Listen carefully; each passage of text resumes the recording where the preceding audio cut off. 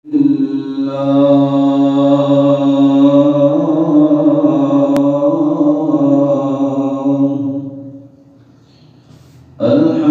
لله نحمده ونستعينه ونستغفره ونؤمن به ونتوكل عليه ونشهد أن سيدنا ومولانا محمدا عبده ورسوله أما بعد فأعوذ بالله من الشيطان الرجيم بسم الله الرحمن الرحيم فإن الله هو مولاه وجبريل وصالح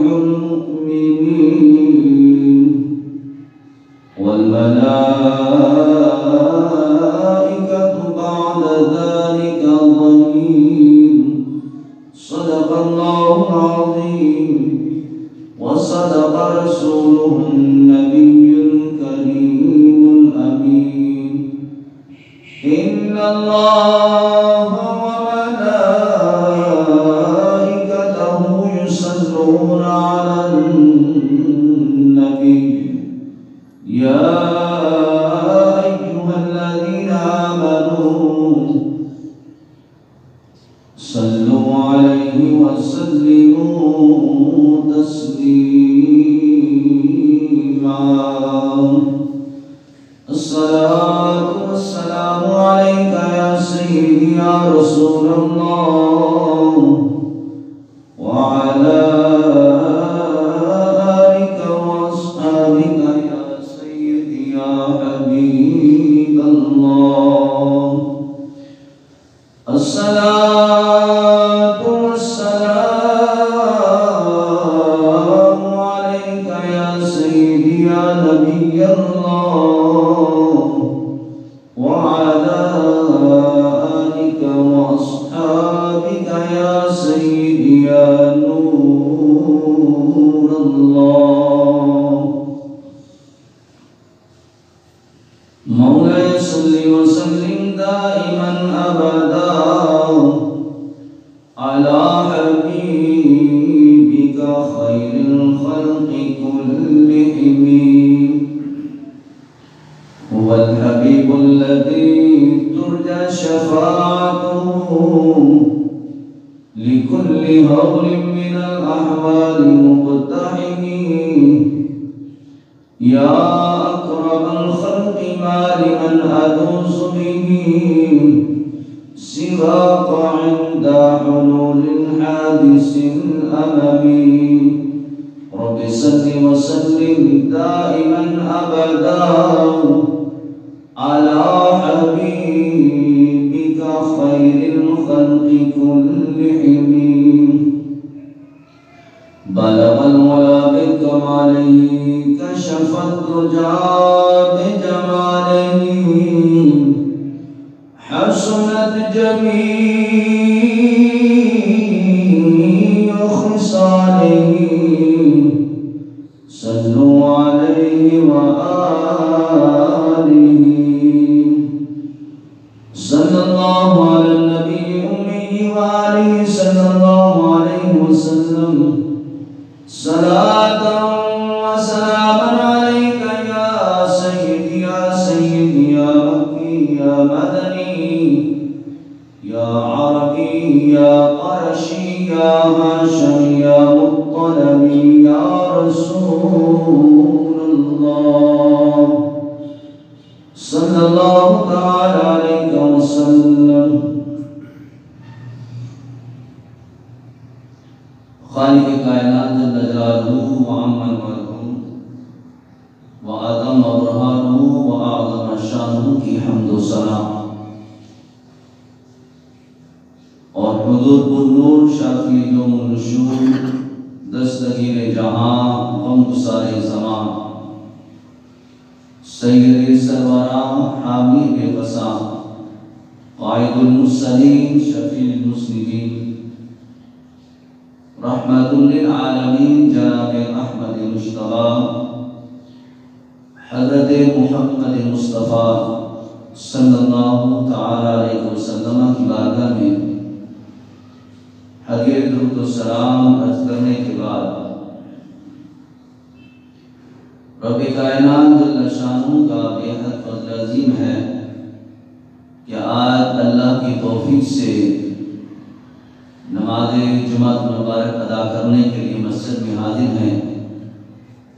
دعا ہے خالق کائنات جل شانہ میری اور آپ سب کی اس حاضری کو اپنی بارگاہ میں شرف قبولیت عطا فرمائے،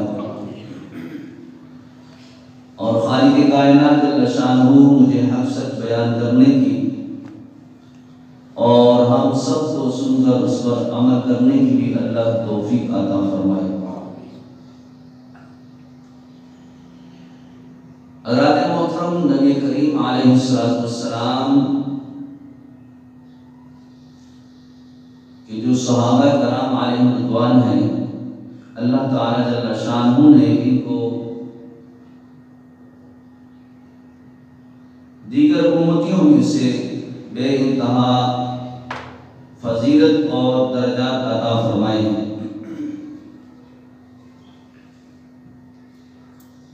ان تمام صحابہ میں سے جو اشرف مبشرہ صحابہ ہیں، وہ 10 خوش نصیب جن کو ہمارے نبی علیہ السلام نے ظاہری زندگی کے اندر جنتی ہونے کی بشارت عطا فرمائی۔ ان میں سے 4 وہ خوش نصیب ہیں جو خلفائے راشدین ہیں، جو حضور نبی کریم علیہ السلام کی مثال ظاہری کے بعد ان کو خلافت عطا کی گئی۔ ان میں سے سب سے پہلے نمبر پہ حضرت سیدنا صدیق اکبر رضی اللہ تعالیٰ عنہ، پھر حضرت فاروق اعظم رضی اللہ تعالیٰ عنہ، اور ان کے بعد حضرت عثمان غنی ذو النورین رضی اللہ تعالیٰ عنہ، اور چوتھے نمبر پہ حضرت علی المرتضیٰ شیر خدا کرم اللہ تعالیٰ وجہہ الکریم۔ رب کائنات جل شانہ نے ان 4 کو تمام صحابہ پر افضلیت عطا فرمائی۔ ان میں حضرت علی المرتضیٰ شیر خدا رضی اللہ تعالیٰ عنہ کا بڑا مقام اور مرتبہ ہے، اور آج کے جمعہ المبارک میں بھی ہم حضرت علی المرتضیٰ شیر خدا کا کچھ ذکر کریں گے کہ آج رجب المرجب کی 13 تاریخ ہے، اور 13 رجب کو حضرت علی المرتضیٰ شیر خدا رضی اللہ تعالیٰ عنہ دنیا کے اندر پیدا ہوئے۔ تو اس نسبت سے آپ کی آمد کی خوشی میں بہت سارے ایسے مقامات اہل محبت اپنی محافل کو ذکر علی المرتضیٰ شیر خدا رضی اللہ تعالیٰ عنہ سے منور کر رہے ہیں، اور ہم بھی یہ چاہتے ہیں کہ آج کا جمعہ مبارک جو ہے وہ حضرت علی المرتضیٰ شیر خدا رضی اللہ تعالیٰ عنہ کے ذکر سے منور کیا جائے۔ حضرت علی المرتضیٰ شیر خدا رضی اللہ تعالیٰ عنہ آپ کو خاص 2 طرح سے حضور علیہ السلام کے ساتھ نسبت ہے۔ ایک تو عمومی طور پہ جس طرح حضور علیہ السلام کے ظاہری زمانہ کے اندر دیگر صحابہ نے کلمہ رسول اللہ پڑھا، تو اس کلمہ کی برکت سے وہ سارے صحابہ کہلائے، اور اس کے بعد پھر خاص نسبت جو حضرت علی المرتضیٰ شیر خدا کو نبی کریم علیہ السلام کے ساتھ ہوئی کہ ہمارے نبی علیہ السلام نے اپنی پیاری صاحبزادی حضرت فاطمہ زہرا رضی اللہ تعالیٰ عنہ کا نکاح حضرت علی المرتضیٰ شیر خدا کے ساتھ کیا، اور اس نسبت سے حضرت علی المرتضیٰ شیر خدا کو دیگر صحابہ میں سے زیادہ افضلیت عطا کی گئی۔ علم و عمل کو دیکھا جائے تو ہمارے نبی علیہ السلام فرماتے ہیں میں علم کا شہر ہوں، علی اس کا دروازہ ہے۔ تو اس سے اندازہ یہ ہوتا ہے کہ یقیناً علمی میدان کے اندر حضرت علی المرتضیٰ شیر خدا رضی اللہ تعالیٰ عنہ کو اللہ تعالیٰ جل شانہ نے بے انتہا علم عطا کیا، اور حضرت فاروق اعظم رضی اللہ تعالیٰ عنہ خود ارشاد فرماتے ہیں نبی کریم علیہ السلام کے بعد اگر علی ہمارے درمیان موجود نہ ہوتے، علمی اعتبار سے جب کبھی کسی مسئلہ کے اندر کوئی مشکل درپیش ہوتی تو علی ہماری رہنمائی فرماتے، اگر خدا نہ خاصہ علی ہمارے درمیان نہ ہوتے تو ہم لوگ ہلاک ہو جاتے۔ تو اس سے یہ پتہ چلتا ہے کہ حضرت علی المرتضیٰ شیر خدا علمی اعتبار سے اللہ نے آپ کو بہت نوازا، اور خالق کائنات جل شانہ نے آپ کو وہ علم کا منصب عطا فرمایا کہ ایک مرتبہ حضرت جبرائیل امین فرشتوں کے سردار حضرت شیر خدا رضی اللہ تعالیٰ عنہ کی بارگاہ کے اندر حاضر ہوئے انسانی شکل کے اندر۔ جب دیکھا کہ حضرت علی المرتضیٰ شیر خدا کا علم عروج پر ہے اور لوگ آپ کے علم سے فائدہ حاصل کر رہے ہیں اور کوئی بھی بندہ آپ کے علم کی نفی نہیں کر سکتا، ظاہر و باطن کا علم ہو، ہر لحاظ سے آپ اس کا جواب عطا فرماتے ہیں، تو حضرت جبرائیل امین فرشتوں کے امام حضرت علی المرتضیٰ شیر خدا کرم اللہ تعالی وجہہ الکریم کی بارگاہ کے اندر حاضر ہوئے اور آپ کے علم کو پرکھنا چاہا، پہچاننا چاہا کہ حضرت علی المرتضیٰ کیسے عالم ہیں، اللہ نے آپ کو کتنا علم عطا فرمایا ہے۔ تو کہا کہ اے علی یہ بتاؤ اس وقت فرشتوں کے امام جبرائیل امین علیہ السلام اس وقت کہاں موجود ہے؟ یہ حضرت علی المرتضیٰ شیر خدا رضی اللہ تعالیٰ عنہ جن کو اللہ تعالیٰ جل شانہ نے ظاہر کا بھی علم عطا فرمایا، باطن کا بھی علم عطا فرمایا، کہ جو ظاہری طور پہ جو حالات ہیں اس کو بھی جانتے ہیں اور اس کا حل بھی بتاتے ہیں، اور جو چیز ظاہر نہیں ہے باطن ہے، مطلب وہ چھپی ہوئی ہے، جس کو آپ بندہ پہچان نہیں سکتا ہے۔ اب یہ ایک غیب کا علم تھا، غیب کا سوال تھا کہ فرشتوں کا امام کہاں ہے، حالانکہ آپ بندہ کو فرشتے کو دیکھ ہی نہیں سکتا ہے، لیکن آپ کو اللہ تعالیٰ جل شانہ نے ایسی نظر اور ایسا علم عطا فرمایا جس بنا پہ فرشتوں کا امام آپ کے سوال کرتا ہے بتاؤ جبریل کہاں ہے، حالانکہ وہ خود جبریل ہے لیکن انسانی شکل کے اندر آئے۔ تو حضرت علی المرتضیٰ شیر خدا رضی اللہ تعالیٰ عنہ نے آسمانوں کی طرف دیکھا، تو اس کے بعد ساتوں آسمانوں تک آپ کی نگاہ گئی، جہاں تک اللہ نے چاہا، جہاں تک اللہ نے آپ کو علم عطا فرمایا، آپ نے لمحے بعد کے اندر ساتوں آسمانوں کا جائزہ لیا، مشاہدہ کیا، جبریل نظر نہ آئے۔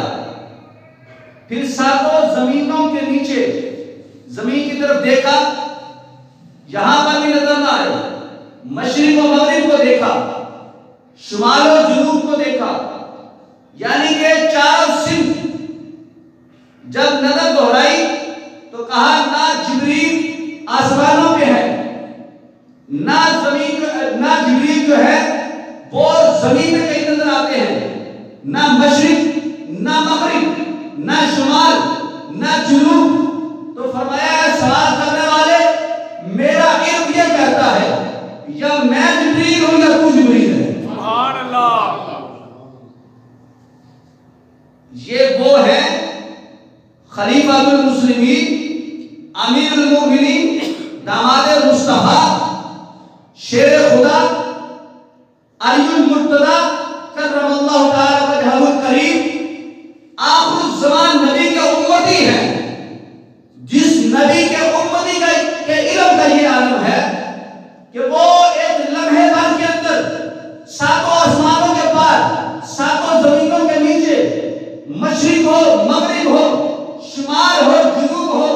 کائنات کے ہر کونے کو دیکھ سکتے ہیں، اور پھر وہ دیکھ کے کہیں کہ میں نے چاروں طرف دیکھا مجھے جبریل نظر نہ آئے۔ تو میرا علم یہ کہتا ہے یا میں جبریل ہوں یا تو جبریل ہے، تو میں تو جبریل ہوں نہیں۔ تو اس کا مطلب ہے سوال کرنے والے تو خود بندے بشر کی شکل کے اندر آ کے مجھ سے سوال کرتا ہے، تو پتہ چلا جبریل تو ہے۔ تو حضرت جبرائیل امین کو بھی ماننا پڑا کہ امام الانبیاء کا کلمہ پڑھنے والا وہ امتی جس نے میرے نبی علیہ السلام کے در کے ٹکڑے کھائے ہیں، جو میرے محبوب علیہ السلام کا داماد ہے، نسبت مصطفیٰ ہے، اور میرے نبی علیہ السلام نے کتنا عطا کیا، کیا کچھ عطا کیا۔ اس حدیث کو اگر کوئی بندہ سمجھ لے تو کبھی بھی کوئی بندہ اپنے نبی کے علم کے بارے میں زبان درازی نہ کرے، کہ جس نبی کا کلمہ پڑھ کے اتنا علم ملا، اور نظر کا کمال دیکھو کہ کہاں تک نظر جا رہی ہے۔ ہماری نظر یہ چھت کے اوپر نہیں جاتی، ہماری نظر محدود ہے، ہم یہ ظاہر کو دیکھ سکتے ہیں، باطن کو نہیں پہچان سکتے، کون کہاں ہے کیا کر رہا ہے، ہماری نظر سے ہر چیز غائب ہے۔ لیکن جن کا ایمان اتنا قوی اور اتنا مضبوط ہے، اتنا طاقتور ہے، جو نسبت مصطفیٰ رکھنے والے ہیں، اللہ نے ان کو کیا کیا کچھ عطا کیا ہے، بندہ بشر سوچ بھی نہیں سکتا ہے۔ جس نبی کا کلمہ پڑھ کر علی المرتضی چاروں کونوں پہ نظر دہرائیں اور ہر طرف دیکھ کے یہ کہے کہ جبریل مجھے کہیں نظر نہیں آتا، اور جبریل وہ ہے جو ظاہری جسم نہیں رکھتے بلکہ وہ نورانیت رکھتے ہیں، اور فرشتے جو ہوتے ہیں وہ انسان کو نظر نہیں آتے، اللہ تعالیٰ نے درمیان میں پردہ رکھا ہے۔ لیکن حضرت علی المرتضی کی نگاہ کا کمال دیکھو، وہ سارے پردے ہٹا کے دیکھ رہے ہیں۔ پھر دیکھو اتنے فرشتے ہیں، ان کی گنتی یا اللہ جانے یا اللہ کا محبوب جانے، لیکن حضرت علی المرتضی شیر خدا کا علم دیکھو، تمام فرشتوں کی جماعت کو دیکھا، جنت کا مشاہدہ کیا، تمام آسمانوں کو دیکھا، کسی فرشتے کے اندر حضرت علی المرتضی فرشتوں کی جماعت کے اندر نظر نہ آیا۔ پتہ چلا صرف جبریل امین نہیں بلکہ جتنے بھی ملائکہ ہیں، جتنے بھی فرشتے ہیں، ہر فرشتہ علی المرتضی کی نگاہ کے سامنے ہے۔ جس طرح آج کوئی بندہ مومن حضور علیہ السلام پر درود و سلام پڑھے تو وہ بندہ حضور علیہ السلام کی نگاہ میں ہے، وہ اطلاع بات ہے کہ ہم نہیں دیکھ سکتے، لیکن جن کو اللہ نے طاقت عطا فرمائی ہے وہ چاہے ظاہری زندگی کے اندر ہو چاہے وہ باطنی زندگی کے اندر ہو، اللہ نے ان کو وہ مقام اور مرتبہ عطا فرمایا ہے جو چیز ہم نہیں دیکھ سکتے اللہ ان کو دیکھنے کی توفیق عطا فرماتا ہے۔ حضرت علی المرتضی شیر خدا رضی اللہ تعالیٰ عنہ، خالق کائنات جل شانہ نے ان کو وہ مقام اور منصب منصب عطا فرمایا کہ جس کے بارے میں اللہ کا قرآن بھی گواہ ہے، نبی کے فرامین بھی گواہ ہیں، جن سے یہ پتہ چلتا ہے کہ حضرت علی مرتضیٰ شیر خدا کو اللہ نے دیگر صحابہ میں سے ایک خاص ممتاز حیثیت عطا فرمائی ہے، ایک خاص مقام اور مرتبہ عطا فرمایا ہے۔ ہر صحابی کو ہمارے نبی علیہ السلام نے مختلف انداز میں خصوصیت کے ساتھ نوازا ہے، اور حضرت علی مرتضیٰ شیر خدا کو بھی اللہ تعالیٰ جل شانہ نے ایک خاص منصب اور مقام اور مرتبہ عطا فرمایا ہے۔ ہمارے نبی علیہ السلام نے حضرت علی مرتضیٰ شیر خدا کرم اللہ تعالیٰ وجہہ کریم کی عظمت کو بیان کرتے ہوئے فرمایا، جس کا میں مولا ہوں، فرمایا اس کا علی بھی مولا ہے، مطلب جس کا میں مددگار ہوں اس کا علی بھی مددگار ہے۔ آج اگر یہ لفظ مولا نبی کی ذات پر بولا جائے، کچھ لوگ اس پہ اعتراض کر دیتے ہیں، کسی ولی کے اوپر بولا جائے اس پر اعتراض کر دیتے ہیں،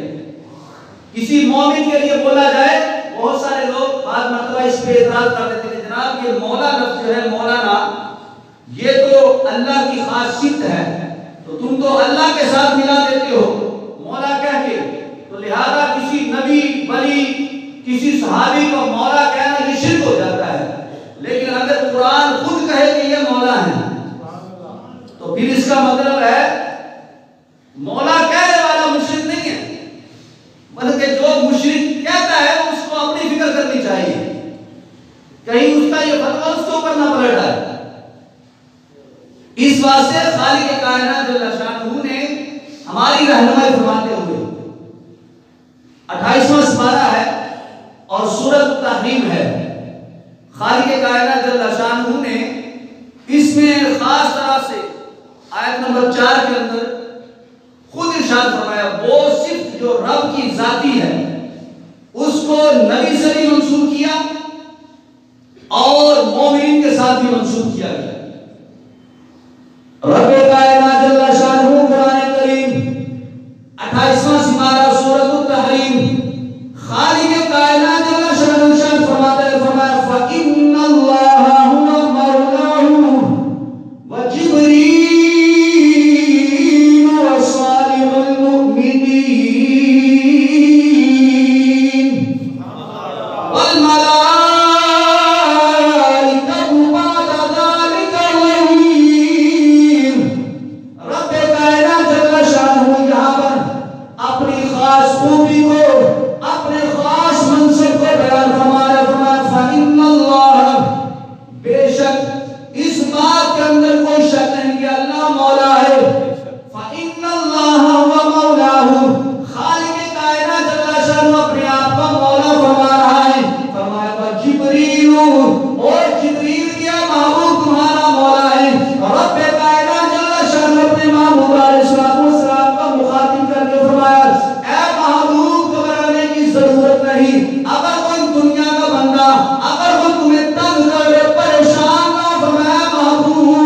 ہم نے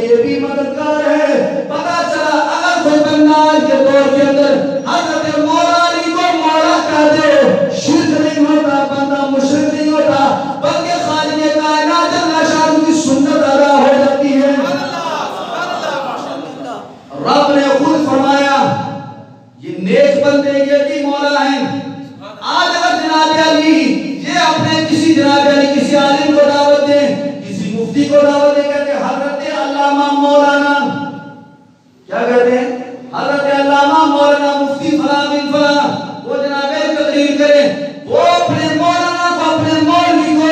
اپنے مفتی کو جناب علی اپنے امام کو اگر وہ مولانا کہے ان کے کہنے سے شرک نہیں ہوتا اگر ہم داتا علی کو مولا کہہ دیں ہم جناب علی وہ سے بات کو مولا کہہ دیں اس سے بھی شرک لازم نہیں آتا ہے اس لیے جناب علی خالق کائنات جل شانہ نے جہاں صحابہ کی عظمت کو بیان فرمایا وہاں ان کے خاص منصب اور مرتبے کو بیان کیا گیا تاکہ پتہ چل دے لوگوں کو کہ جب میں رب ہو کے جبریل کو مولانا کہوں میں جناب علی رب ہو کے فرشتوں کو مولانا کہوں میں جناب علی رب ہو کے صالحین صحابہ کی جماعت کو مولانا کہوں تو جناب شرک نہیں ہوتا تو پھر کوئی بندہ آج کوئی بندہ مومن حضور علیہ السلام کے غلاموں کو نیک اور صالحین کو صحابہ کی جماعت کو حضرت علی المرتضی شیر خدا کو مولانا کہے تو بندہ مشرک نہیں ہوتا اس لیے فرمایا جس کا میں مولا ہوں اس کا علی بھی مولا ہے یعنی کہ جس کے مددگار نبی ہیں اس کا مددگار علی بھی ہے بلکہ ہمارے کئی بزرگ فرماتے ہیں بندہ کبھی تو وزن اٹھانے لگے نا آپ نے دیکھا ہوگا وہ بندہ وزن اٹھاتا نہیں اٹھایا جاتا جاری مدد تو کیا ہوتا ہے وہ بازو کے اندر جو پہلے کمزور سے طاقت آ جاتی ہے تو یہ ایک خاص مطلب کہ محبت والی بات ہے تو بات کرنے کا مقصد یہ تھا کہ حضرت مولا علی شیر خدا کو اللہ نے ایسی طاقت اور ایسی فضیلت عطا فرمائی ہے صحابہ میں سے آپ نے وہ واقعہ سنا ہوگا خیبر کا جو میدان خیبر کے اندر جب 2 روز تک لڑائی ہوتی رہی جنگ ہوتی رہی تو فتح نہ ہوئی کامیابی نصیب نہ ہوئی تو کیا ہوا شام کو صحابہ کرام جب جمع ہوئے سارے تو ہمارے نبی علیہ السلام کی بارگاہ کے اندر جب سارے صحابہ اکٹھے ہو گئے تو کہا کہ یا نبی اللہ مہربانی فرمائے 2 دن سے لڑ رہے ہیں تو فیصلہ نہیں ہو رہا تو میرے محبوب علیہ السلام نے فرمایا اے میرے صحابہ جب صبح ہوگی صبح میں یہ جھنڈا فتح والا اس کے ہاتھ کے اندر عطا کروں گا جس کو اللہ تعالی جل شانہ نے فتح عطا فرمائی جس کے ہاتھ میں اللہ نے کامیابی رکھی ہے جو اللہ کا بھی پیارا ہے اللہ کے محبوب کا بھی پیارا ہے جو رب سے بھی محبت کرتا ہے رب کے محبوب سے بھی محبت کرتا ہے حالانکہ یہ ساری خوبیاں سارے صحابہ میں سارے صحابہ رب سے بھی محبت کرے رب کے محبوب سے بھی محبت کرے رب تعالی جل شانہ دین سے پیار کرے خالق کائنات جل شانہ کے پیارے حبیب علیہ السلام نے فرمایا اے میرے صحابہ صبح کی فتح کا جھنڈا اس کے ہاتھ کے اندر عطا فرماؤں گا جس کو اللہ تعالی کامیابی عطا فرمائے گا ہر بندہ ہر صحابی اس خوشخبری کے اندر کہ جناب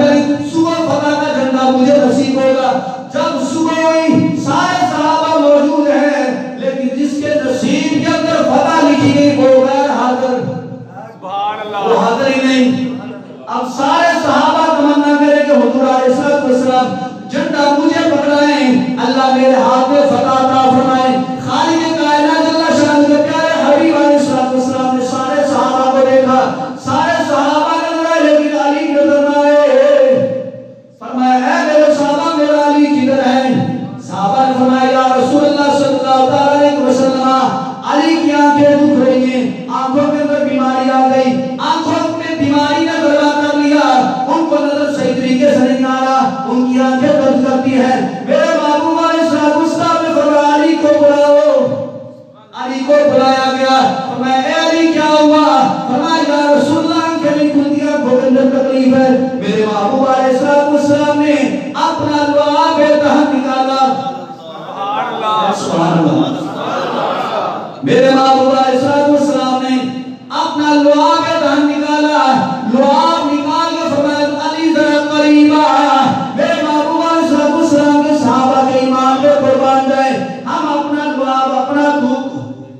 ہم اپنے ہاتھ پہ نہ رکھیں اپنے جسم پہ نہ لگائیں جہاں لگ جائے فوراً ہاتھ کو صاف کریں کپڑے کو دھو لیں لیکن قربان جائے صحابہ کی عظمت پہ قربان جائے صحابہ کی محبت پہ قربان جائے صحابہ کے ایمان میں فرمایا علی قریب آ حضرت علی مرتضی قریب آئے میرے محبوب علیہ السلام نے اپنا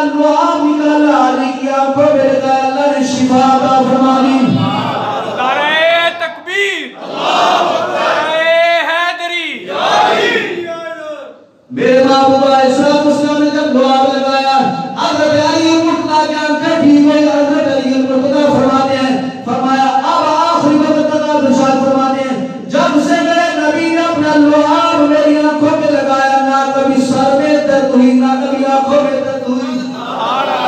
یہ میرے نبی علیہ السلام کا کمال معجزہ حضرت علی مرتضیٰ ٹھیک ہو گئے فرمایا اے علی یہ خدا کا جھنڈا تیرے ہاتھ کے اندر عطا فرماتا ہوں جا اللہ تیری مدد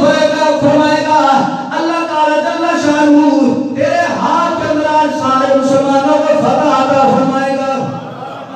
حضرت علی مرتضیٰ شیر خدا جاتے ہیں سارے صحابہ ساتھ جاتے ہیں حضرت شیر خدا کرم اللہ تعالی وجہہ کریم وہ خیبر کا قلعہ جناب جس کے اندر یہودی وہ جناب سارے بلوچ مسلمانوں کو پر جناب علی وہ حملہ کر رہے ہیں وہ دروازہ جناب نہ ٹوٹتا ہے نہ کھولا جاتا ہے اتنا بڑا اتنا بڑی دروازہ اس کے اوپر مفسرین نے کلام کیا اتنا وزن کم و بیش 150 من کا دروازہ اتنا 150 من کا دروازہ اس کو ہٹانا یہ عام بندے کی بس کی بات نہیں سارے صحابہ موجود تھے لیکن میرا نبی جانتا ہے اللہ نے یہ طاقت کس کو عطا فرمائی ابو بکر بھی موجود فاروق اعظم بھی موجود عثمان غنی ذوالنورین بھی موجود دیگر صحابہ کرام موجود ہیں لیکن میرے محبوب جانتے ہیں اللہ نے کس کو اتنی طاقت عطا فرمائی ہے کہ جو 150 من کے دروازے کو توڑ کے پھینک دے گا حضرت علی مرتضیٰ کے اپنے آپ نے جناب دوسرے ہاتھ سے یہ پہلا ہاتھ یہ دوسرا ہاتھ اس ہاتھ کے اندر تلوار اور تلوار بھی جناب کلو 2 کلو کی نہیں تلوار پتہ کتنا کلو کی ہے 105 کلو کی تلوار کتنا وزن بڑھیا یہ تقریباً 2.5 من تو زیادہ ہے 2.5 من تسی 4 بندے رکھو نا تے اے ذرا چپ کے اے ذرا بالا کٹ کے ویکھو اندر یہ بھی نہیں ہو سکتا حضرت علی کا ایمان اور طاقت ہے اچھا پھر دیکھیں کہ وہ تلوار بھی ایسے چلاتے ہیں جیسے بندہ چھڑی چلاتا ہے یعنی کہ 2.5 من کی تلوار کو ہاتھ میں لے کے دشمن کو للکارنا اور پھر مزے کی بات ہے کہ حضرت علی مرتضیٰ شیر خدا جب میدان خیبر میں پہنچے ہیں تو پھر آپ نے کہا کہ اس ہاتھ میں تلوار ہے اس ہاتھ میں دروازے کو پکڑا ہے اور اس کی کنڈی کو اس کے جناب علی کمزور کو اس کو تھوڑا سا جھٹکا لگایا تو دروازہ ہاتھ میں آ گیا اور کمال ہے حضرت علی مرتضیٰ شیر خدا کی طاقت پہ آپ نے جناب علی ایک ہاتھ سے تلوار کو پکڑا دوسرے ہاتھ پر دروازے کو پکڑا اور دروازے کو توڑ کے اس کو ڈال بنا لیا دشمن حملہ کرے اس کا دشمن جناب علی اس کے دشمن کا حملہ جو ہے وہ کامیاب نہ ہو حضرت علی مرتضیٰ نے ایک جھٹکے کے اندر اس دروازے کو توڑ کے اتنا دور پھینک دیا ساری جنگ جناب علی جب فتح ہو گئی کامیابی ہو گئی میرے محبوب علیہ السلام فرماتے ہیں میرے صحابہ اس دروازے کو ہٹا کے دکھاؤ اس کو ہلا کے دکھاؤ ذرا 80 صحابہ گئے کتنے 80 صحابہ گئے نہ اٹھا سکے نہ ہلا سکے میں پھر مان کر میرے علی کی طاقت کو علی ہے تو فرمایا علی مرتضیٰ کو اللہ نے یہ مقام اور مرتبہ عطا فرمایا پتہ چلا جہاں پہ سارے صحابہ کی طاقت جواب دے گئی حضرت علی مرتضیٰ کو اللہ نے وہ طاقت عطا فرمائی کہ خیبر کا جناب علی وہ دروازہ سارے صحابہ 80 صحابہ مل کے جس کو اٹھا نہ سکے جس کو ہلا نہ سکے حضرت علی مرتضیٰ شیر خدا نے ایک بازو میں اس کو اٹھایا ایک بازو سے جناب علی جنگ کرے اللہ نے آپ کے ہاتھ کے اندر مسلمانوں کو فتح عطا فرمائی پتہ چلا جس قوم کے اندر حضرت علی مرتضیٰ شیر خدا آ جائے اللہ تعالیٰ پھر اس قوم کو جو ہے وہ نقصان ہی کو جاتا بلکہ اللہ اس کو کامیابی عطا فرماتا ہے اچھا آپ کو مدد کی بات بتاؤں ہمارا یہ ملک پاکستان ہے اللہ اس کو سلامت رکھے پوری طرح سے 1965 کی جنگ اگر کسی کو یاد ہو آپ نے کچھ ایسے واقعے جو مشہور و معروف ہیں وہ سنے ہوں گے آپ کو میں ایک عجیب واقعہ سناتا ہوں ذرا اس نقشے کو اپنے دل میں رکھیے گا حضرت علی مرتضیٰ کی طاقت کو ذرا اور یہ آپ یقین کریں کہ یہ جو ملک اللہ نے ہمیں عطا فرمایا نا یہ اللہ تعالیٰ جل شانہ کے نیک بندوں کی دعائیں، اور یہ جو اب تک بچا ہوا ہے یہ خاص اللہ کے نیک بندوں کی طرف نوازی ان کی دعائیں اور ان کی نگاہ کرم سے بچا ہوتا ہے، اور خاص حضور علیہ السلام کی نگاہ صورت کو ہوئی۔ 65 کی جنگ ہوئی نا، تو جنگ سے پہلے ہندوؤں نے ایک پلان بنایا، سنو ذرا توجہ سے،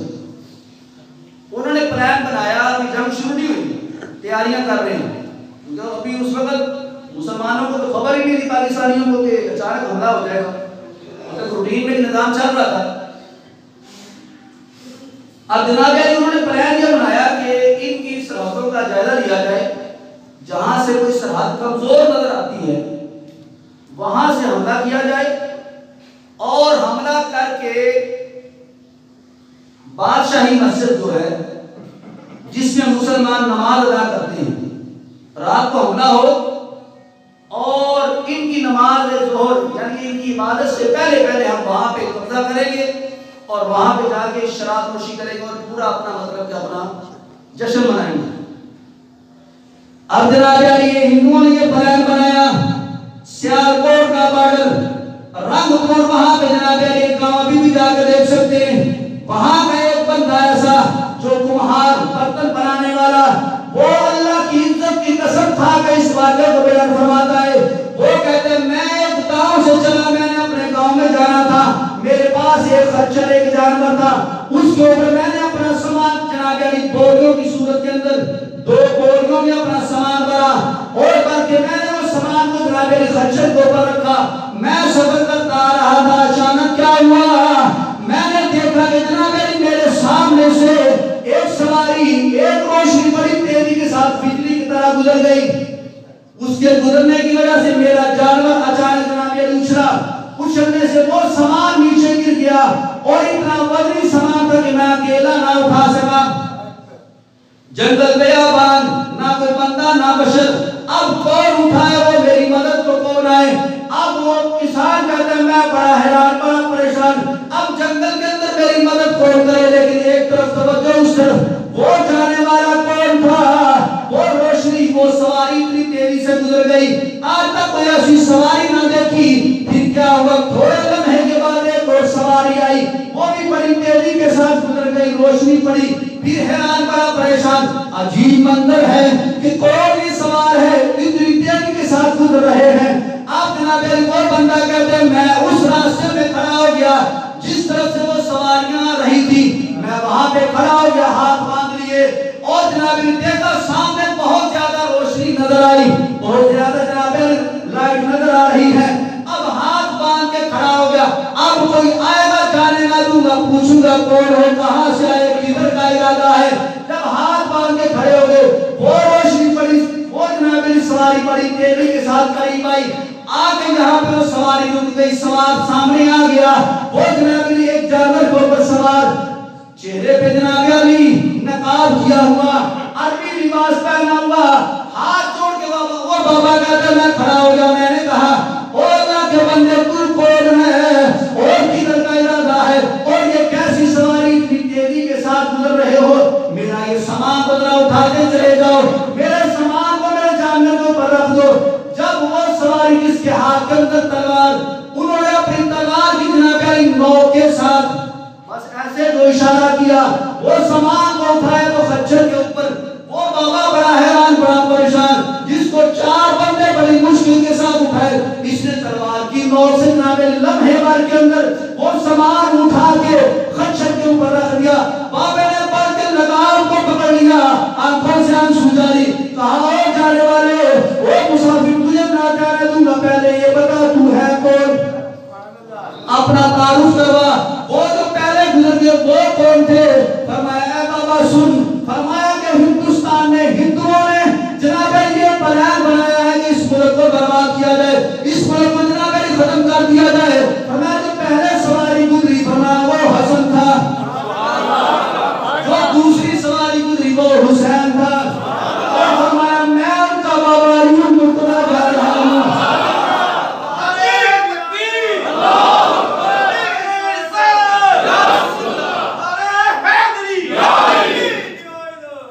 فرمایا میں ان کا بابا علی المرتضیٰ جا رہا ہوں، ہم نبی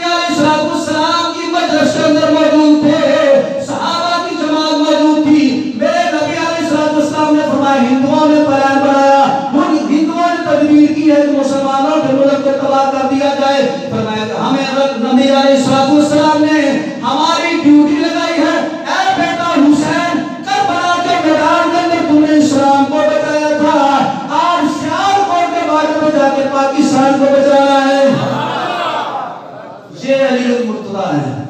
یہ ان کی اولاد ہے کہ جن کی آج کی نظر ہمارے ملک کے اوپر ہے. اگر علی کی نظر اٹھ گئی خدا کی قسم تباہ و برباد ہو جاؤ گے. اور پھر دیکھو ان لوگوں نے یہ بیان بنایا ہم مسجد میں جا کے شراب پیئیں گے. میرے نبی علیہ السلام نے مدینے کی سرزمین سے اپنے غلاموں کو بھیجا، جاؤ وہ لوگ میرے گھر کے اندر میری مسجد میں آ کے یہ شراب پینا چاہتے ہیں، ان کی جا کے حفاظت کرو. حضرت علی مرتضی مدینے سے چلے ہمارے ملک کی حفاظت کے لیے، اللہ نے اس کو بچایا. لیکن آج دیکھو افسوس والی بات یہ ہے کہ آج ہمارے ملک کے ہی حاکم جو ہیں وہ مسجدوں میں گندے کھانے کر رہے ہیں، مسجدوں میں ناچ گانے فلمیں بنائی جا رہی ہیں. وہ لوگ جن کو ہمارے ووٹوں کی وجہ سے آج ہمارے اوپر مسلط کر دیا گیا، اگر ہم لوگ اس وقت تھوڑی سی غیرت کر لیتے، تھوڑی حیا کر لیتے اور اپنے علماء کی مان لیتے، اللہ کی عزت کی قسم ہے یہ لوگ ہمارے اوپر مسلط نہ ہوتے. یہ جہاں ان کا قصور ہے وہاں ہر وہ بندہ قصوروار ہے جس نے انگوٹھے لگائے تھے جناب نہیں میں ایسے بیٹھ دیتا بندہ ہوں جو مرضی ہو جائے میں نہیں بول دینا، ایسی پرچی دے رہی ہے. نبی کا نام آئے تو سنی انگوٹھے چون کے آنکھوں میں لگاتا ہے. لیکن اس وقت غیرت کہاں پر جاتی ہے جب انگوٹھے لگانے کی باری آتی ہے پھر انگوٹھے کسی اور کے نام پہ لگا دیتے ہیں. خدا کا ہوش کرو. اگر ان انگوٹھوں کا اگر آپ لوگوں نے صحیح استعمال کیا ہوتا آج ہماری مسجدوں کے اندر یہ فلمیں نہ بنائی جاتی، ہماری مسجدوں کے اندر یہ لوگ آ کے یہ ڈھول ڈمکے اور اس طرح کی حرکات نہ کرتے. اس میں جہاں ان کا قصور ہے وہاں ان کا بھی قصور ہے جنہوں نے ان کی گواہی دی. من یشفع شفاعۃ حسنۃ یکن له نصیب منها ومن یشفع شفاعۃ سیئۃ یکن له کفل منها. فرمایا جس نے کسی کے لیے اچھی گواہی دی اس کا اجر اس کو بھی ملے گا، اور جس نے کسی کے لیے برائی کی گواہی دی کہ جو وہ برائی کرے گا اس کا اس کے اندر اس کا بھی اس کے اندر حصہ ہے. تو اس لیے آئندہ سے اپنی سمت کو سیدھا کر لیں، ورنہ جن کی ڈیوٹی لگی ہمارے نبی نے لگائی ہے وہ تو ڈیوٹی لگی ہے، لیکن ہمارا بھی کچھ حق بنتا ہے ہم بھی کچھ کردار ادا فرمائیں. جس نبی کا ہم کلمہ پڑھتے ہیں، جس نبی علیہ السلام کی محبت کا ادا کرتے ہیں، پھر اس نبی کی محبت کا تقاضا یہ ہے کہ یہ جو ملک رب نے ہمیں اپنے محبوب کے نام پہ ہمیں عطا کیا ہے اب اس کی حفاظت یہ ہمارے اوپر یہ لازم بنتی ہے. اس لیے اپنے کردار کو، اپنی سوچ کو، اپنی گفتار کو نبی علیہ السلام کی سیرت کے مطابق ڈالیں گے انشاءاللہ تعالی دنیا اور آخرت سمجھ جائے گی. اللہ تعالیٰ جل شانہ میری اور آپ سب کی حاضری اور اپنی عطا فرمائے. آمین.